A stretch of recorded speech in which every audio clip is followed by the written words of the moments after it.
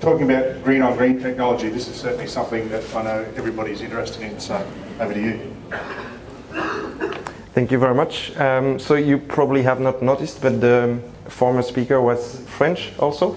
With me, you will notice I have a slight accent, so I hope you can still understand what I'm going to say. So my name is Guillaume. You can also call me William if that's easier. And I'm the founder and CEO of Bilberry. And my topic today is green on green camera spraying. And I will be speaking with Richard from AgriFact just after. I've got two key messages that I want to share with you today. The first one is that green on green camera technology is ready today, so it's a reality. There are some growers that are using it and that have real benefits from that. And the second point is that understanding the technology is absolutely key to be able to use it properly. Couple of introduction notes. I did some presentation with GRDC a few months ago, so these slides are adapted from these presentations, and all the work that we've conducted in Australia was done in collaboration with AgriFact. First, I'll start with two videos to show you that green on green is a reality. So on the videos you'll see cameras on a boom. So there is one camera every 3 meters looking in front of the sprayer, about 3 to 5 meters. Here it's a wheat field with wild radish, flowering radish, the white dots that you can see, I hope, on the pictures.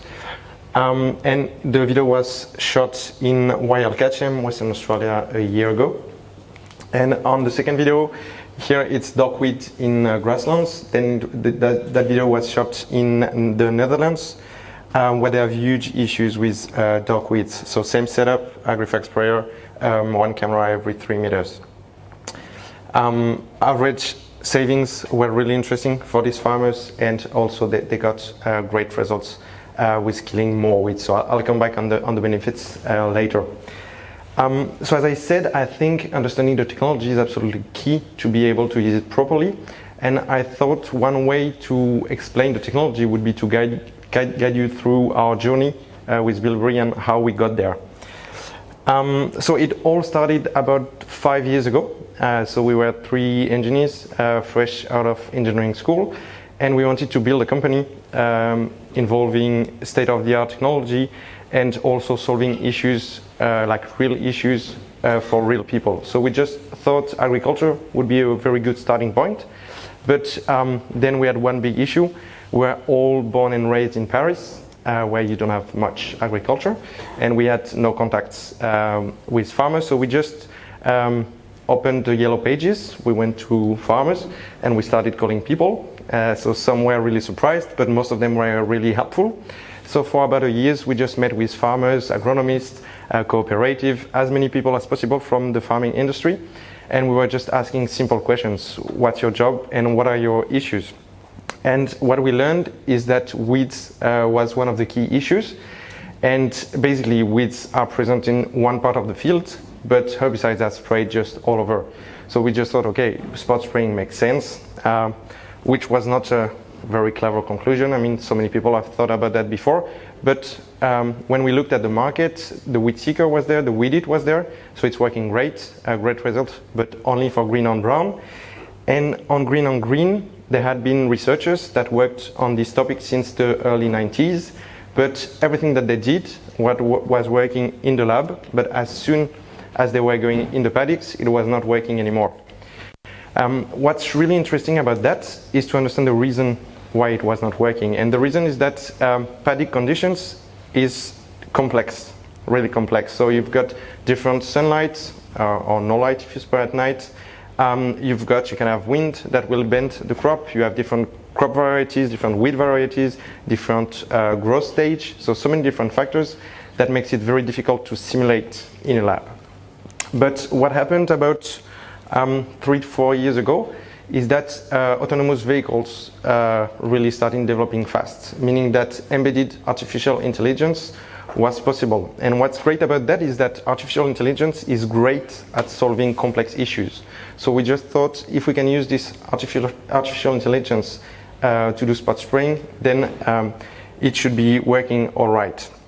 So we started working on that, and I'll just give you a quick summary on how to develop an artificial intelligence algorithm because I think it's quite interesting to try to understand how it works, to understand also the limitations. So first what you need to do is to define what you want to do. So for instance, I'll show you pictures on how we developed an algorithm for green on brown application. So exactly the same principle for green on brown or green on green. The second step is to gather data. When we talk about data in our situation, we talk about images. So these are different images of green on brown applications where you can see diversity, which is completely key to get as many situations as possible. So for green on brown, you can have stubbles or no stubbles. You can have sandy soils, lots of them in Western Australia. And if you don't include all that diversity in your data sets, you will not perform well on the images that you don't have on that database. Then the next step is to label data. Labeling data means showing on the pictures where are the weeds in our case. So here it's labeling broadleaves in a wheat field, and here we are labeling just for green on brown applications. Just for the record, labeling is quite time consuming because it has to be done manually. So it's people that just label pictures, label and label, label. We've got 10 people that do that all day long.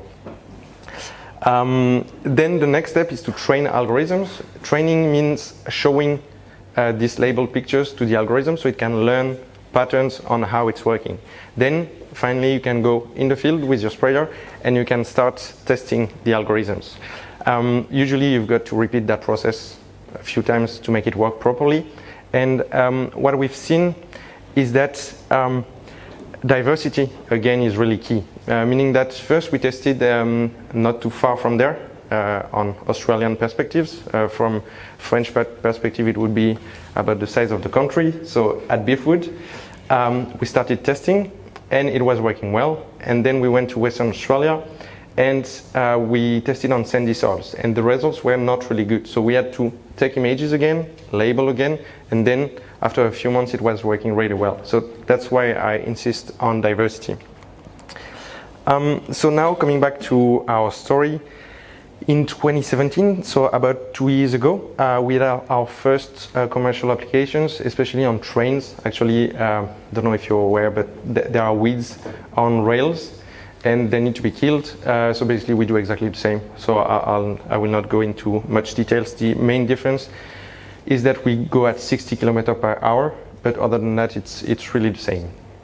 And also in 2017, we did our first field trials in Australia. That was in Beefwood. Just a couple of pictures. On the left, it was the first cameras that we installed. On the right, it's the new setup that we use at the moment. So there has been a bit of evolution, but still the same principle. Then 2018, we had our first green on green applications that were available. So they are used in the Netherlands.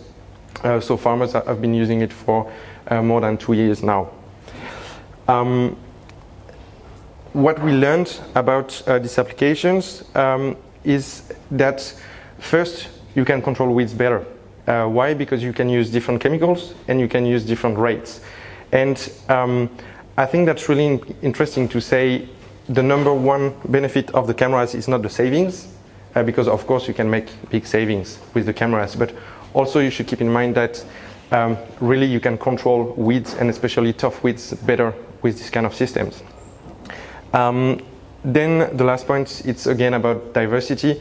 We had not included at first clovers into the algorithms because we had no clovers in our database, and actually clovers were detected as weeds, so they were sprayed and thus they were killed, and the farmers just wanted to keep them. So the year after we just included clovers in our databases, and then we said it's not a weed, you should not kill it. So now it's working properly on clovers.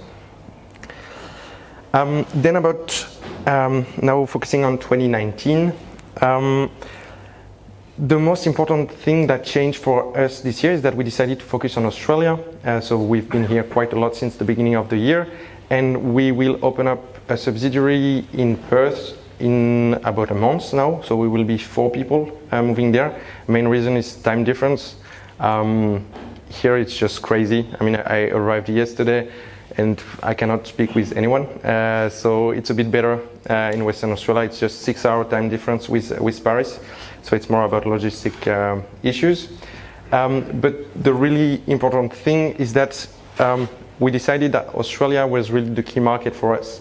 There are so many different reasons for that, but I'll just give you a couple. First, we believe that most of agricultural innovation came from Australia. If you just look at the recent history, you've got the wheat. It's almost the only place in the world where you have this technology. RTK, now it's used everywhere. Even in France, in really small farms, they are using RTK. And the first place in the world where it was used is Australia. So we really believe that innovation really starts here in Australia. Also, you've got large operations here, and obviously that makes it easier to have a fast return on investment on this kind of technologies, to have larger farms.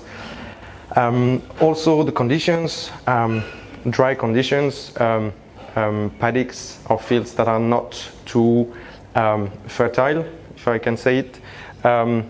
The yields here are not really good compared with Europe, meaning also that there are not so many weeds, and so you can make bigger savings. So there are so many reasons why we focus here, and we believe the best way to develop the market properly is to be there with many people. So just to sum up the main benefits of the technology, number one is really better weed control. So talking about resistant weeds or tough to control weeds. Of course, savings are interesting, and also one last thing that we are trying to prove at the moment is that we could increase the yield. Agrifac is conducting tests with a university in the Netherlands at the moment, but we believe that herbicides have an impact on the growth of the crops. And so if you just spray on 10% of the crop instead of 100%, probably the impact will be just on this 10%, and the yield at the end might be higher. Then there are also stuff that should be monitored.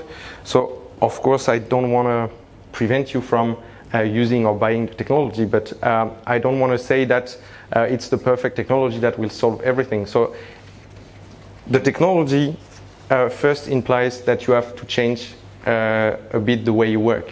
Today, if you do one blanket spray, you just go one time. With the cameras, you will miss some weeds because, for instance, on green, you will have the crop that will be that high. If you have a weed just behind it and that's a bit lower, you will not see it. So you will not key it because you will not spray it.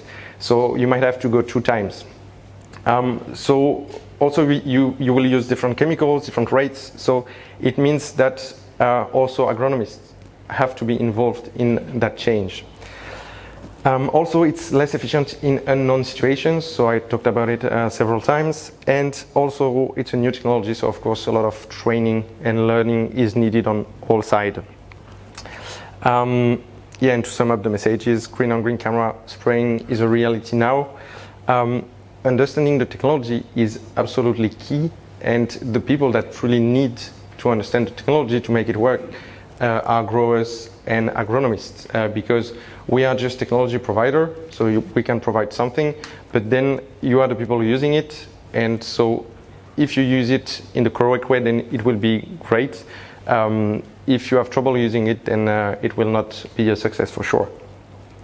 So now I will leave it to Richard to tell you more about how we do that in the field. And if you have questions, you can shoot after.